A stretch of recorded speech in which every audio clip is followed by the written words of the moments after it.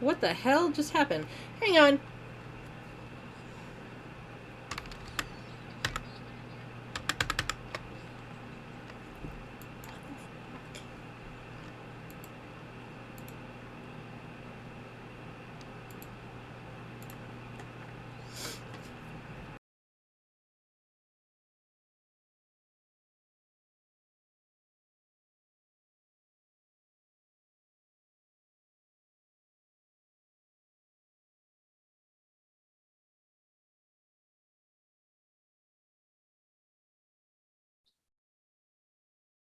I'm not seeing anything at all on the street. Oh, there we go. Okay. Can you guys hear me? Is the next question. Can hear? Maybe?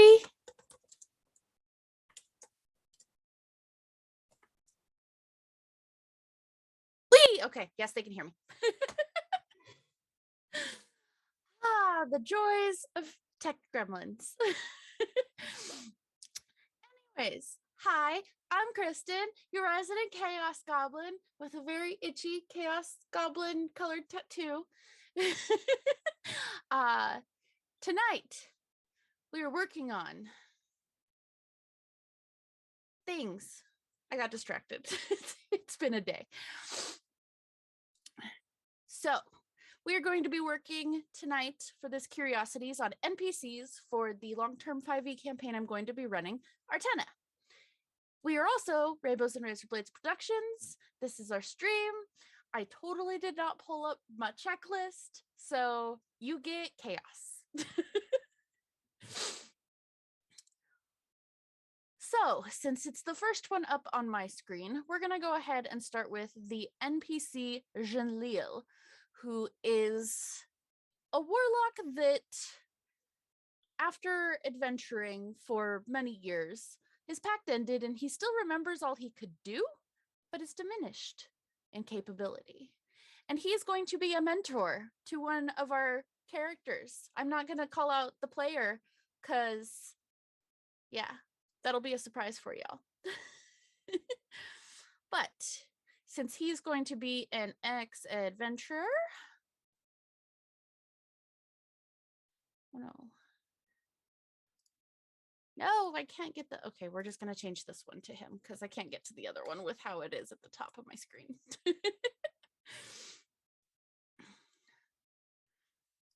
And I'm going to go ahead and use a good portion of the content. I don't know about anybody else, but I'm not a fan of the Rick and Morty content. It just annoys me. I'm all about options. And if you don't know, on D&D Beyond, if you don't change the hit point type to manual, then you can't just change it yourself. And that annoys me. So I always change it.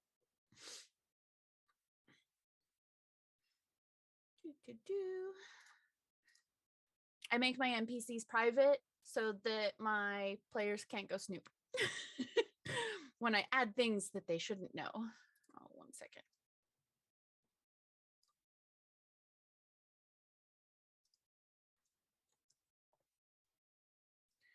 I did not go into this fully prepared.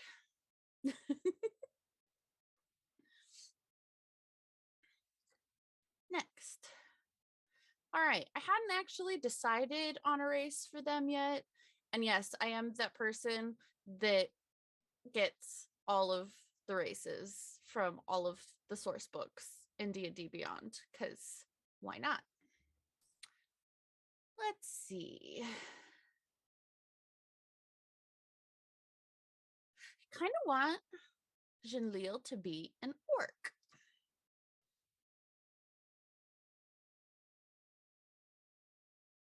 Yes. Because I always like to go against the grain, and I love orcs. No skag, no snooping. You are not Snoop Dogg. All right. Primal intuition. We always like a good intimidation, especially for a warlock. I think he would have perception.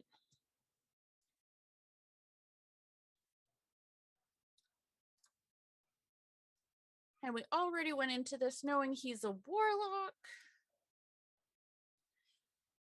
So in my head, journeying and adventuring, he made it up to about level 12 or 13 as a warlock. But since the pact ended and he's diminished, he still has powers, but I feel like it just set him back to about level 5. First,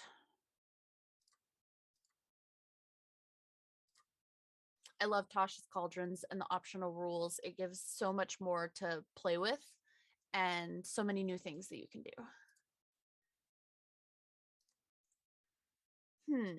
Let's see. Arcana is always good. And deception. All right, I already know which way my player is going, but he's going to be a little bit different. I think he is going to have a pact with an archfey, because that plays into a good portion of the backstory that I can pull in to, mess with my NPCs as much as I mess with my players. Always got to go with, let's see.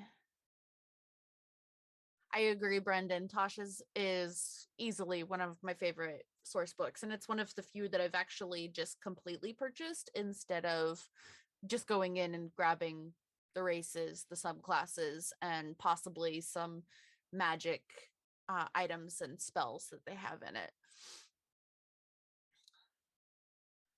All right, let us see. The Eldritch invocations are always what kind of gets me, but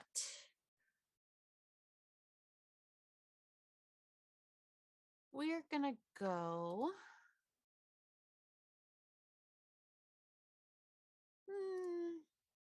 I don't actually know what a lot of these do because I haven't played a warlock in a very, very. Oh, I am so ready for the multiverse.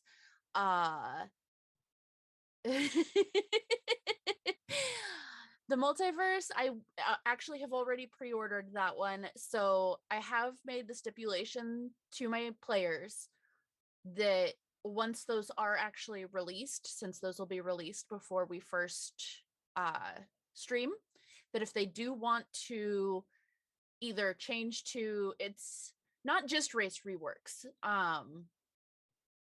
that's most of what it is, but they did say that there's going to be a couple of new races that come into play with it too. So then, whether they stick with the race and it's been updated, they can go in and change it to that, or change completely if a new one actually works better for it now, because I'm so excited for it. And Spelljammer, it doesn't come out until like halfway through the first season, but it's definitely going to come into play for the second season. And I just really, really want to play a flying monkey. I'm not gonna lie. Nope, that's a 5th level. Okay, yeah, we'll go agonizing blast. It's always a good one.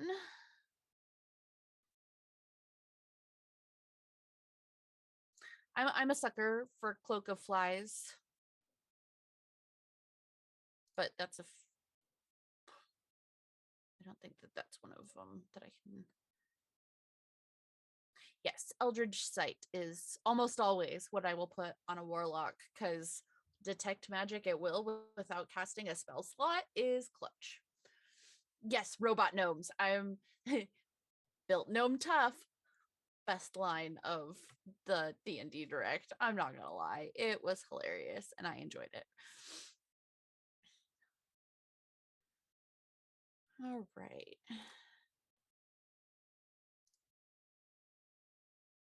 And I just love buzzing flies, Cloak of Flies. It's creepy, it's weird, and I feel like that's exactly how this specific Orclock would be. Oh, I think he'll be Pact of the Blade. personally, as a warlock, I almost always go Pact of the Chain so that I can have a familiar, because I love a good familiar. And I always go feats. Like, the feats will have boosts to the abilities anyways, so why not go into it? And with the backstory, I'm going with him. Elemental Adept Cold would be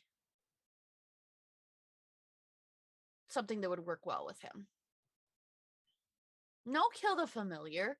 Jeez, I'm not that mean to my players. Well, I mean, the familiar will come back anyways, so it's whatever. All right. And we're going to actually roll some dice, because I'm going to do this for realsies, if I can find D8s. Because I've got a giant thing, and it's all the dice, and it's hard to find. Oh, that is a solid start.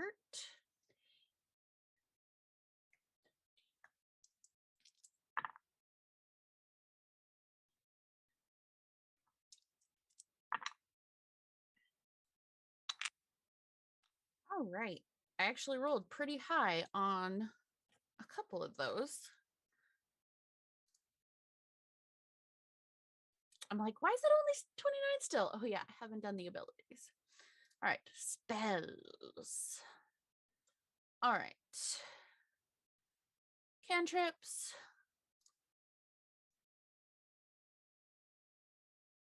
All right, chill touch is actual. Okay, always got to have Eldritch Blast. I mean, are you a warlock if you don't take Eldritch Blast? Come on. Frostbite, since it is, I'm taking him the direction of cold.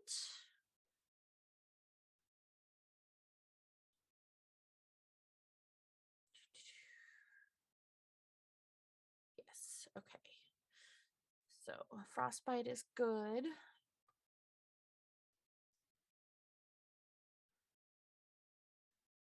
Then let's see.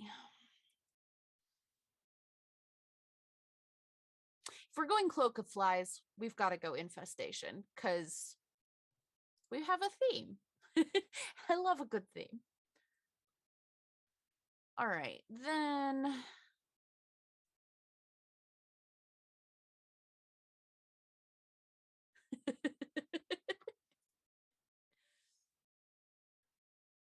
Paying attention to chat now and looking at you guys jinxing each other, because that's hilarious. All right, and I always get confused. I'm not gonna lie, even though it tells me, hey, these are your number of known spells. How many of each level I have? Because that requires too much thought. Maybe, there we go.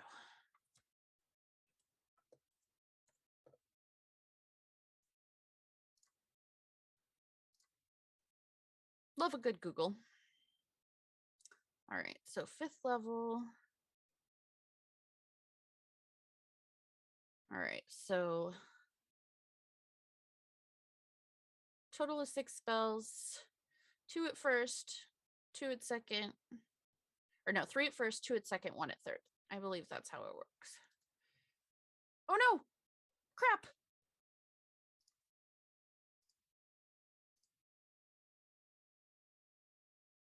I hit a wrong button. Hopefully it comes back fine. I'm gonna give it a second. If not, I'll yell for cat. Okay, we're fine. I hate when the freaking stop share button is too close to everything I'm doing at the time. But we're back. We're good. All right. Armor of Agathis, always clutch. And it's cold damage, so it ignores that resistance again. So always a good thing. Expeditious Retreat with, and see, I always flavor this like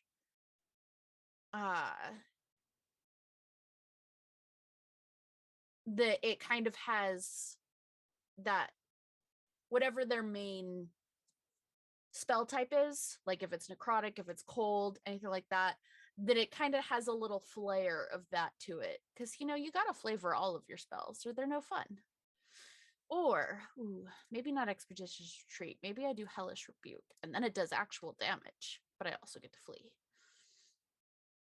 Or not flee, but yeah. And then, of course, this I would flavor as cold damage because he's a cold person. And also, I'm not one of those completely rules is written DMs for spells, especially if it's something like Hellish Rebuke and how you built your character means that cold damage is more appropriate or lightning damage, then that's the kind of damage that it would do instead.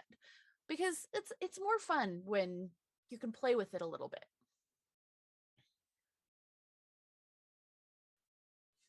Let's see.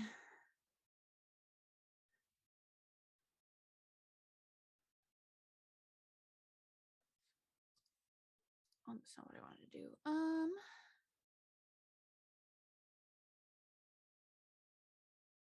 Sleep used correctly can work really well, but every time I've taken sleep, I just don't use it. I don't know why. Oh, Hex. Hex is clutch. All right. Then 2 from second level.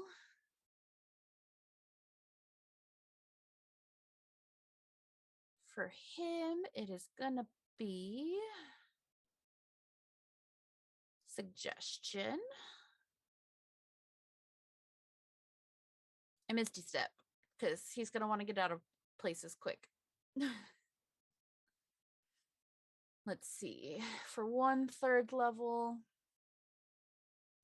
as a DM, I feel that it is my duty to take Counterspell. That's what I meant to hit. And there we have our fun spells. I'm just going to do standard array for the NPCs.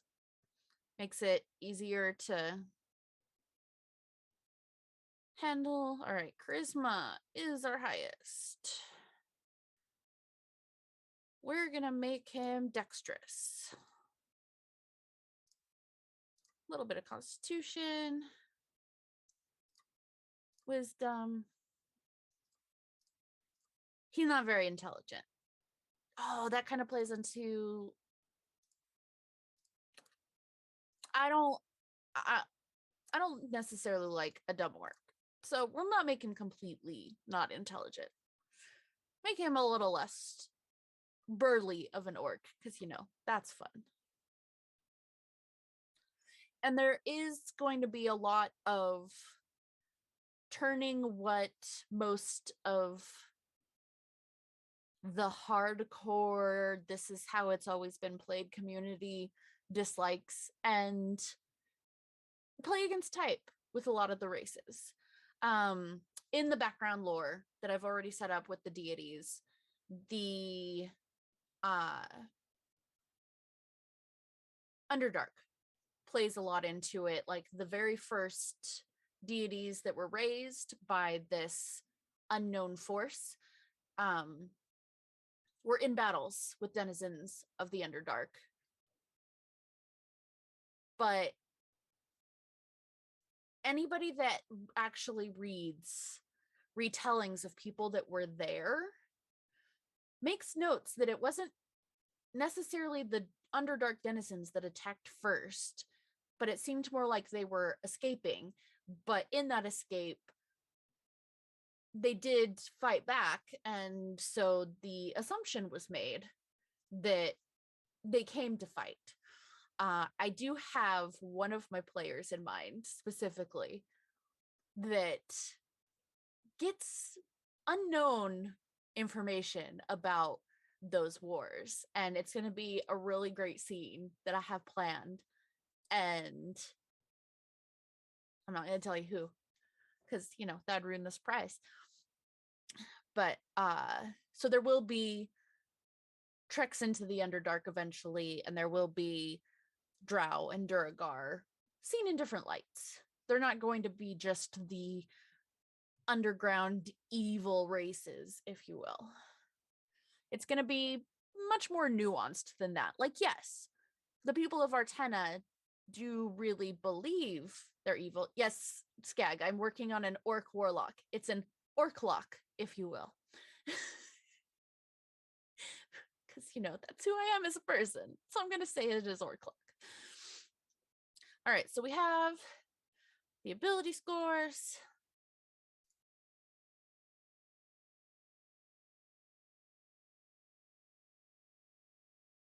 Let's see. What would be a good background in this case?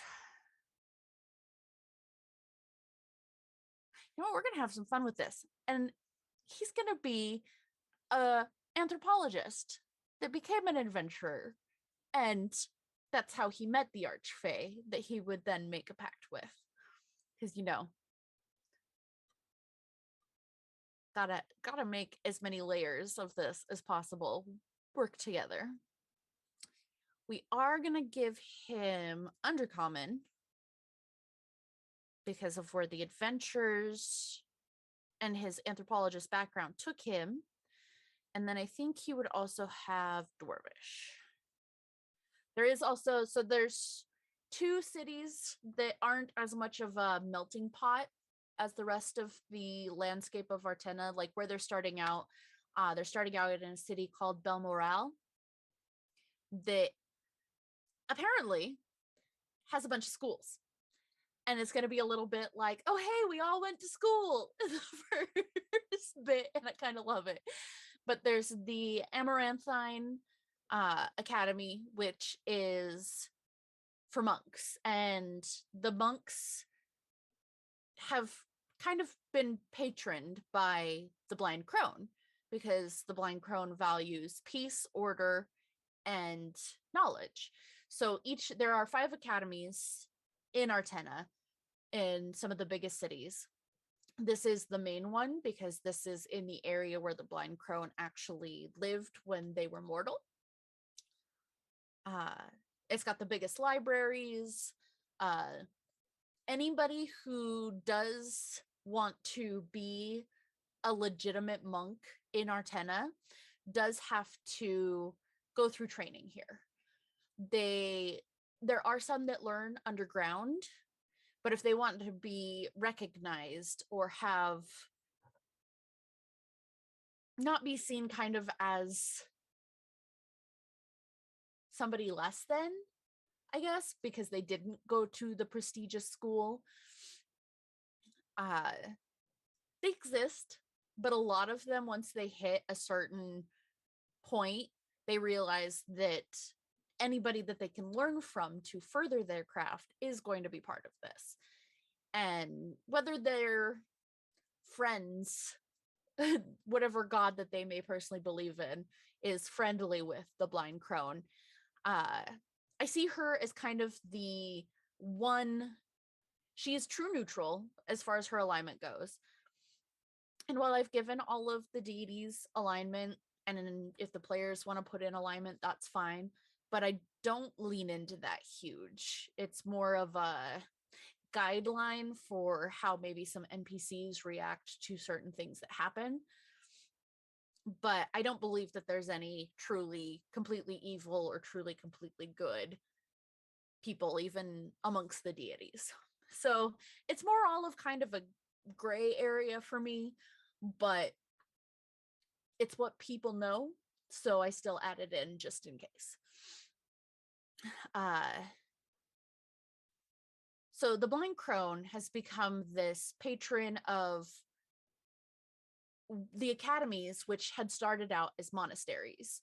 And the monasteries are where a bunch of people who had been downtrodden, who were poor, they flocked to these monasteries. And then as it grew, there were some people that had monk abilities, like they were taught, passed down in their families from before the time that Artena had been cut off from the rest of the world, and is just this self-contained continent.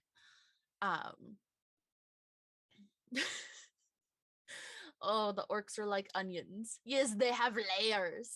How about a parfait? Nobody ever say no to a parfait. Anyway, sidetracked. Ooh, shiny. So they became these places where monks were being trained, but at the same time with knowledge being one of the domains of which the blind crone has in her portfolio, they became libraries, and then it became academies, where people came to be taught not just in the ways of the monk, but to also be taught history and to be taught pretty much anything that you can imagine can be found in these libraries. Sometimes it just has to be dug for. And only top level monks have access to the best libraries. So that's also something that any players going that direction may want to keep in mind. All right, we're not going to do the characteristics right now. I'm going to go through all that and do that later, but we have our orc lock. I'll come back and finish that out. I do want to make a couple of notes here for it, though.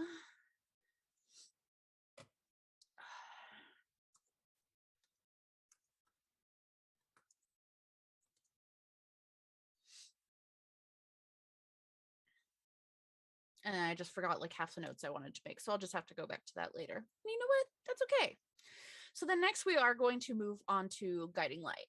So in a true moment of players helping to build the world, one of my players came up with this entire tribe that their character was from, and then them and another player came together and created a backstory that doesn't just go back to them as children, but basically spans generations of at least one of their families. And I think that's really cool. Like, I had to tweak a couple of things here and there that didn't quite work with how Artena is because of it being cut off. But they came up with the Radiant Dunes tribe. And one of the characters from that backstory is Guiding Light, who they said is the leader of the tribe and the strongest. I totally meant to put these notes before, but I did not, because chaos. It is, in fact, what I do. He's about the same age as, we're going to put it in as redacted for right now, so I don't spoil anything for when we come to the stream.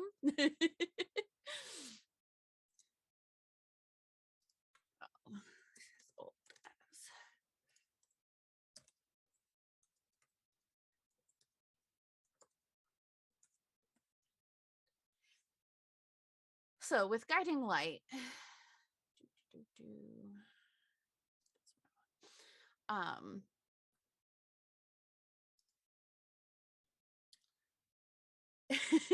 order is overrated, at least in my mind. So I already know the name for Guiding Light since it's an NPC that one of my players gave me, which I love. Players, give me all of the NPCs from your background to work with and then hurt you with, because that's what I love to do.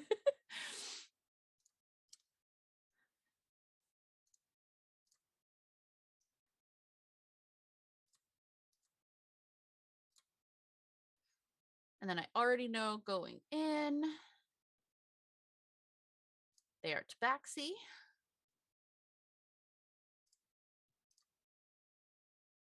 And I think that he would have gone and, because again, monks go and train at the schools, I kind of feel like he would have gone down to the dwarvish city, because back to the cities, what I was going at, most of them are melting pots, but there is the city of Tekli, which was founded by Theodosis, which is one of the first raised deities. And so now I've worked in the family of another character to have gotten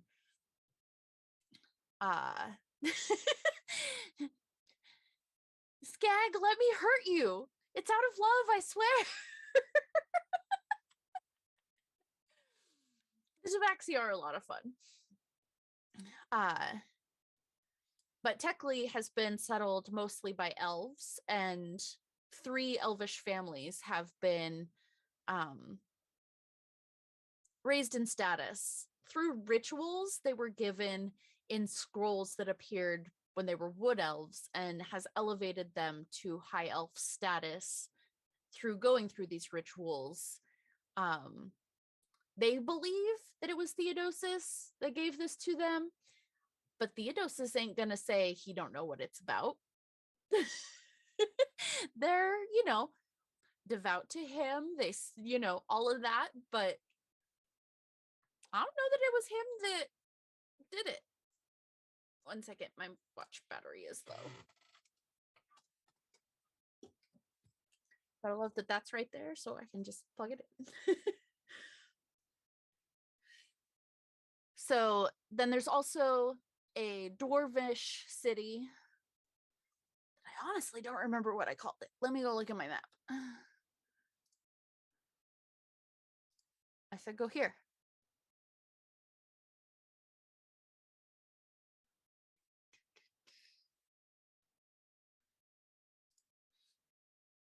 Also, you get some advanced looks at stuff if you're in the Discord. And if you're in the chat and not in the Discord, let me drop that. You can come join us and play games and chat with all of us weirdos. It's okay. We're all mad here, obviously. So I have been calling these incorrectly. So the elven city is Kaloon. So to my players that I said Tekli to earlier today, it's Kaloon. Tekli is the dwarven city. I know what I made. I've got to redo this map anyways, because I've made changes. Oh, there. Now I have it larger so I can see.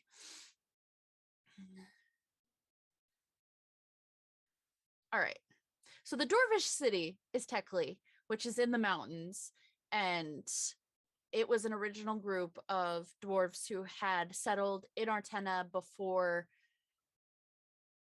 I haven't named yet what happens. I don't think.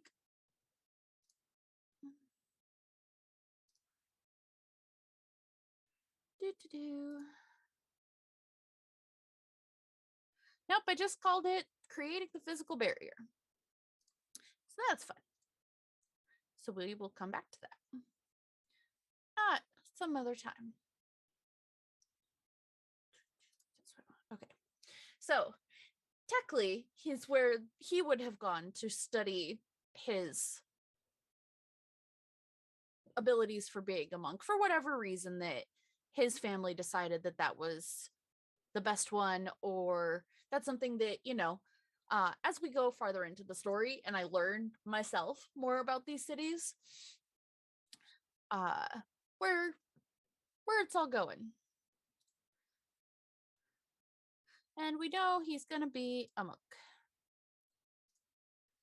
Now I have the party starting out at level 2 for everybody, and this NPC is the same age as one of the other characters, but they had different paths that their lives were going to be going. And Guiding Light showed promise at a very young age. And so I believe that probably as soon as he was old enough that the Academy would allow him to go, they would have sent him. So I'm going to say he is made it to level 6 and, has made it to a point where he can be the leader of a tribe at his young age, but still not be, overpowered comparatively. Acrobatics. If you're a monk, you always go acrobatics. And history, because history is very, very big, especially in the dwarven city and with the academy there. That academy has the bigger general Artena history library, whereas like in Kaloon, it is a little bit more directed towards the history of the deities and the history of that portion of the world, but not centering around its people. Whereas the dwarves were like, no, we need to know enough about the people to go forward with this. And I think he is going to be a wood carver, because wood carver is fun. And I just imagine it being, you know, kind of a tribal kind of culture that when the leader's just sitting there, you know, whittling at wood, that's the best time to approach him. And it's kind of his notice to the tribe of, yes, come and bring me your problems right now while I make something beautiful out of this piece of wood. All right, and he is going to be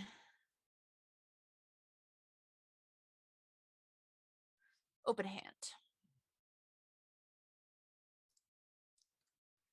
Feet. No, I just said feet. So if you haven't seen the shirt, I really need to get it, but it says feet fetish and it's FEAT, and I almost always go feet instead of ability score modifier, so I'm pretty sure I need that shirt.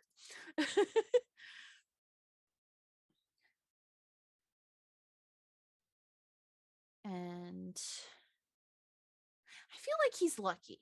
He's just been lucky in his life. And so I feel like that's a good thing for where he is at. All right. Optional features, because those are fun.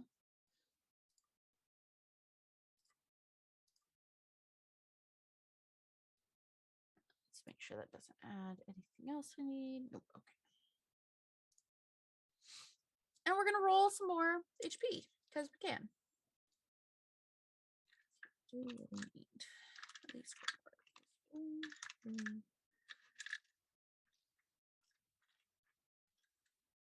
I have too much dice. Not that there's any such thing for a dice goblin. And no, I absolutely do not have another set of dice on the way when I've got like 37 sets that I need to re-ink and, you know, get my palettes reworked. I don't have over 200 sets of dice, you do.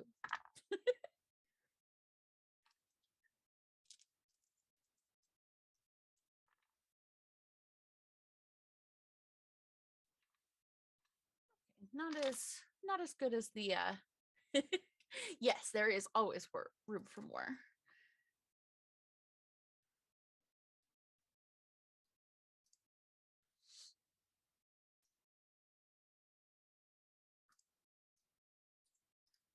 And again, actually, you know what? We're going to go point by with him. So, dexterity.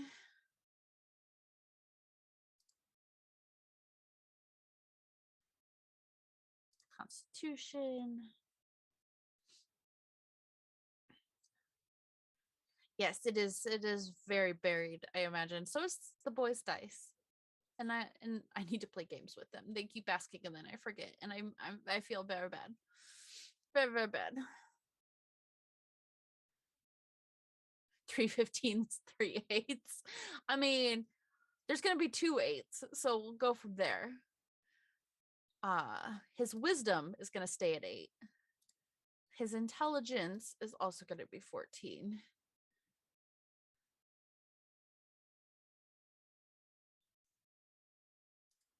And then his charisma. So 2 8s. He's not very wise and he's not very strong, but I mean, they're dexterity based as monks. So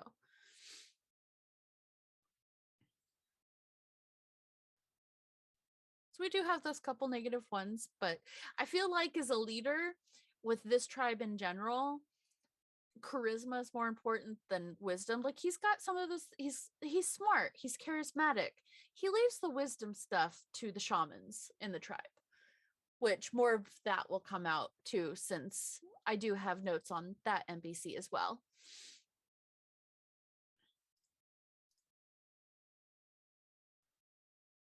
All right.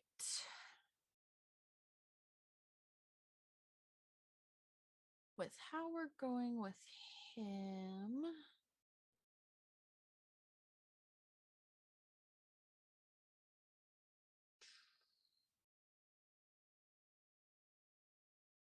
I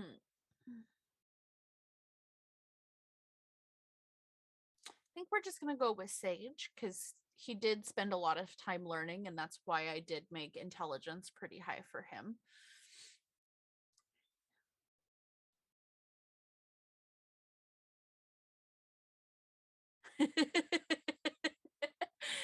Oh, why would you launch a catapult at the monk? Why wouldn't you use the catapult to launch something else? That makes no sense. Feel like persuasion would be a good thing for him. So I already had him learn Dwarvish. Elvish would be big for his family, which will come out in the game as to why the tribe would be close to Elvish. And we'll give him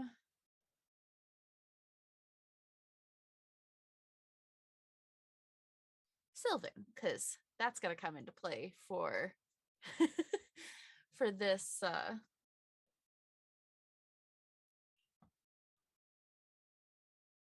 tribe. Sylvan will be important. Again, I'm not gonna go through all that right now. All right, so let's see. So see here, look, the High Shaman is Cheeky Star. We'll learn about her at some other time.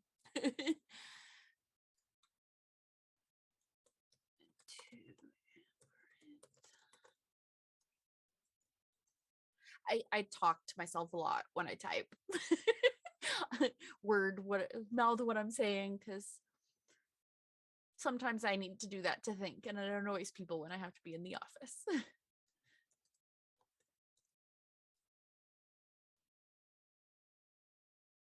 Night, Chad. Thanks for stopping in.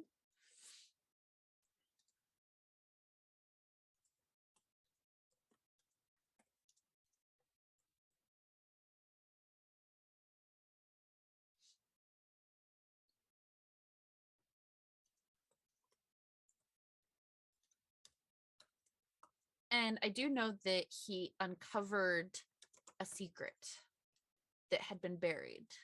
And I know the secret, but I'm not going to give away to you guys yet. You'll have to watch the show for that.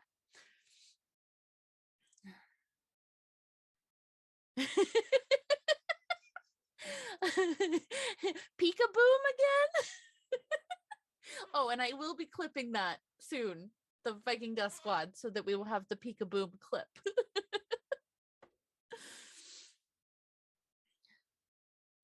All right.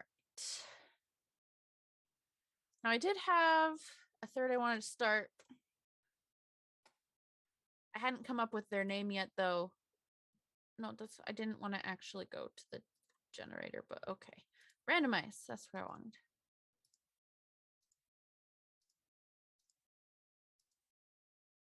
Maybe we'll randomize after we've got a race for them, because then it gets a little bit more based.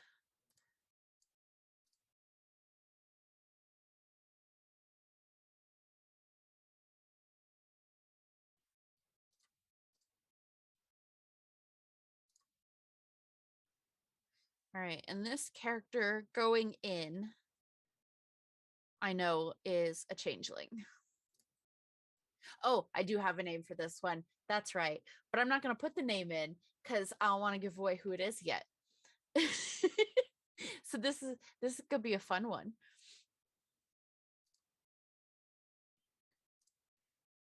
They would need a boost in dexterity.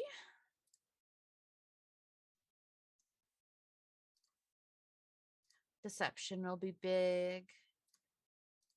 I think insight will be better. All right. And because of things that they know, I feel like they would definitely have undercommon because they're one of the people that comes out through.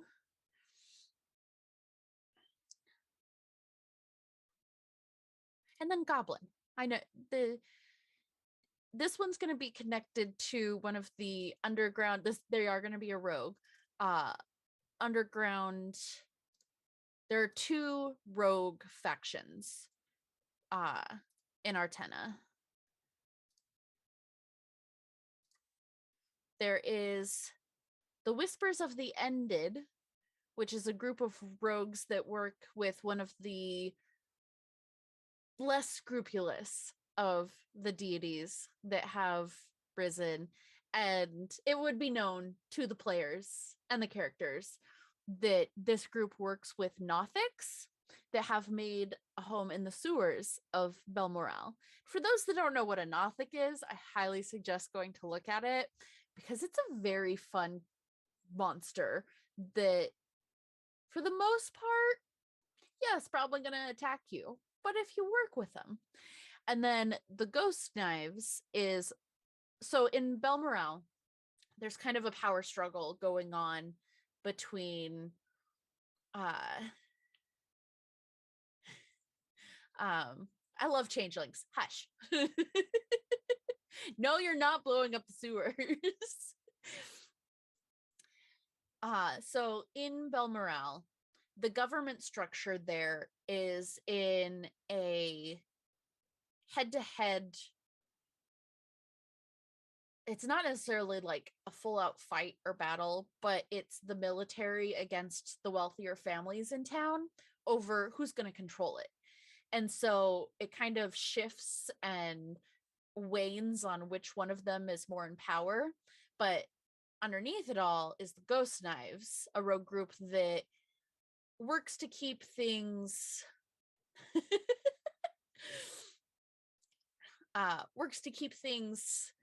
to their benefit, but also running smoothly, because a lot of times when the military people and the wealthy people are more worried about themselves, the actual people get forgotten about. And so the Ghost Knives are a rogue group that's actually kind of beneficial. And this changeling is a part of the Ghost Knives.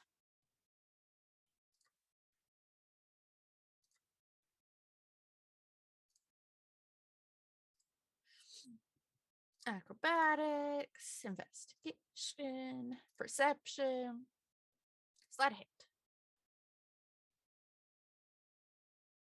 Yeah, they don't need stealth so much. I think that they'll already be good in that.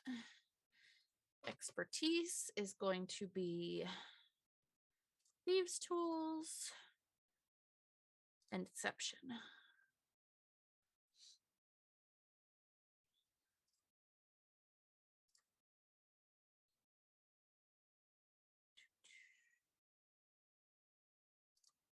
Phantom. I love the Phantom that they added into the roguish archetype with working with the dead. Like, as soon as I saw that they had that, that's what I was going with this character, because it's just so much fun.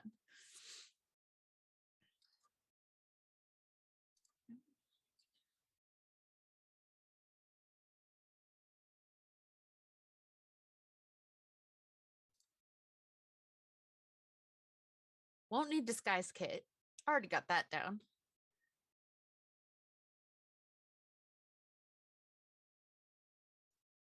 We'll go performance for how this is playing. Feet, fetish.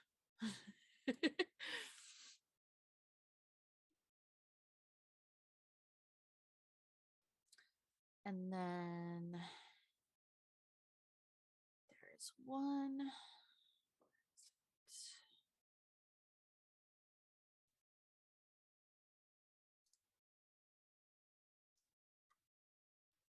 Shadow touch charisma, because the shadow touch is just such a fun feat. And cause fear. Maybe someday you'll see why. Performance. Insight.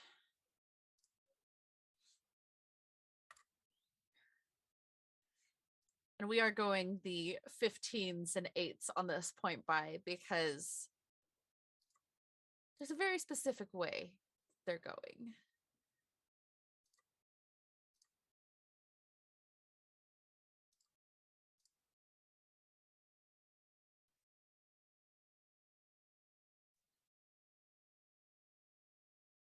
Yes. A rogue with 18 charisma. That's fun.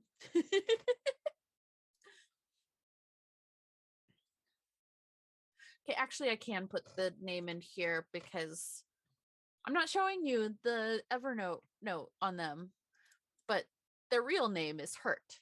They go by a different name in certain aspects. That's going to be real fun and one of my favorite NPCs I've been working on. And Charlatan is going to be the background.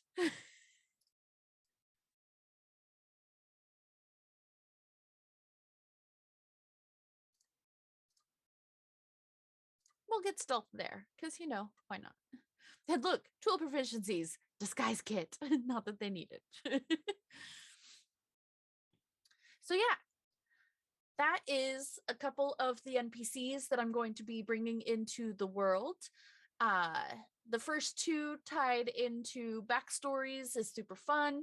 Uh, they'll come into play probably in the first episode. I'm going to be making a complete doc that has any NPC in Belmoral that they would all have had contact with or specific players would know or characters, and give them that. And then it gives them a breakdown of basic things that they would know about these NPCs so that, say they're looking for something specific, they can go out and find it. I just feel like that's a very helpful place to start. And part of the reason why I went into it telling them, hey, this is going to be, you've lived in this city for a while, or you were born here, or you came here for something, or even if you left, you've come back. And so you already have a connection here. You already have people you can rely on.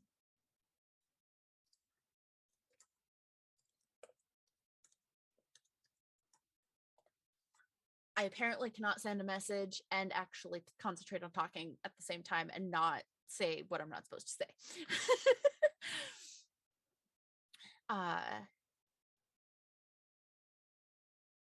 So it's going to be a very deep community feel for them where, they're not just adventurers that meet in a tavern and go out on their own. Some of them, like I said, have already been, like I said, backstories work together. Those that haven't, I am going to, in the session 0 that we run, while a lot of it'll be talking about their characters and stuff like that, I am going to run a little bit of a side adventure for how they all meet. And that's going to be like 3 to 6 months prior to where we actually start the game, so that they've had time for those that didn't know each other going into it to know each other, and they've kind of already become maybe not a cohesive group, but a group nonetheless. And I have a very interesting introduction to when they first go out on a quest on the stream. And it's gonna play off of multiple backstories. And I had this plan before I knew the backstories, so that's even more fun. But NPCs is one of my favorite things. It's one of those things that you go in, and some specific ones will have stat blocks. I do have a couple more stat blocks that I already know I need to make for certain NPCs, but they're not going to come into play for at least a little while. So they're not ones the characters would know yet. Or my favorite NPC I've ever created, Izzy will know a little bit about this character, but I've changed it up so it's not quite like they will remember, because Izzy played in my original home game when I first started creating Artena. But Chaos is literally the game for this NPC, and they don't have a stat block. They don't need a stat block. They come and go as they please. And it's I also kind of played with the race of that character a little bit. So it's half of two races that you wouldn't ever, at least I've never seen anybody combine for a PC and NPC. But yeah, That one's fun. And I get to use a dire weasel with her. So who doesn't love a good dire weasel? But I definitely hope that you all come in and check out when we start streaming on June 6th. 6th. Pretty sure that that's it's the first Monday in June. Ha! Yes, I was right. I knew a thing. My schedule is crazy, so remembering what dates are what is not exactly easy. Hey, it starts at 5 p.m. that night, but now I kind of wish it started at 6 p.m. so that it could be 666. But anyway, I digress. So come and check it out. I'm really excited with it's 5 p.m. because of people being in later time zones, and I don't want them to be up too late. But at 6 I can make the joke.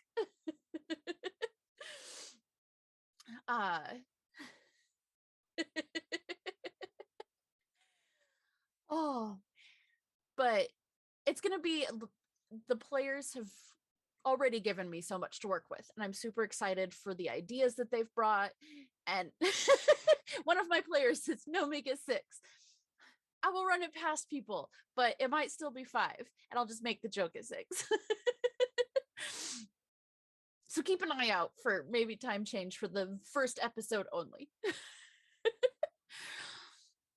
Anyways, it's already shaping up to be a really fun world, a really vibrant, even though this continent has been cut off, it's found ways.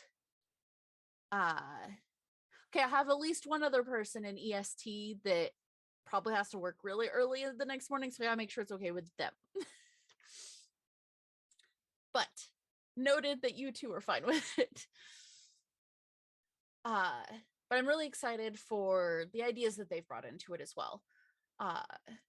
And for the ways that they're going to change this world that has come out of my imagination. And that's one of the things that I love about TTRPGs is that it's a collaborative story. I've tried to write novels. I get bored and I move on and I never go back to them. And it's sad, but when I have these collaborative stories, it's something where other people are invested in it and we're creating the story together, and that's just one of my favorite things about it. So tune in to all of the collaborative stories that we have coming up for the rest of this month. We've got 3 more episodes of Vaesen that will be on Mondays. Then we have it really is addictive storytelling, yes. And hi! We have the playtest of Spellburn Earth, which is going to be on Thursdays for the next 4 weeks, which is a new system that is, it's crunchy, but it's a really cool new thing. The creator's done a lot of good things with it, and I look forward to showcasing some of that on the channel. Then we also do have a 3rd Viking Death Squad that we are going to be playing on the 5th Monday of May, since we've got 5 this month, where Kat, Autumn Knox, our producer, is going to run a game for her very first time ever, and it's going to be on stream. And I'm super excited for it. I get to play in it. I'm going to go smash things and try and roll all the 6s to summon Satan, because we love that. But thank you for joining me. We will see you also next week at the same time for Chaos Commentary.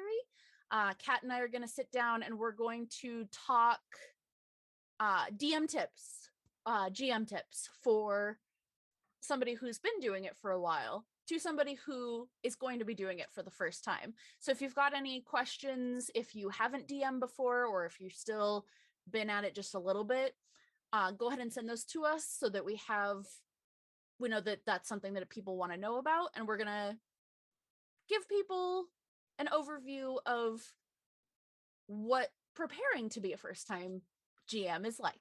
So I hope to see some of you there. Thanks for coming in tonight, and we'll see you Thursday. Bye.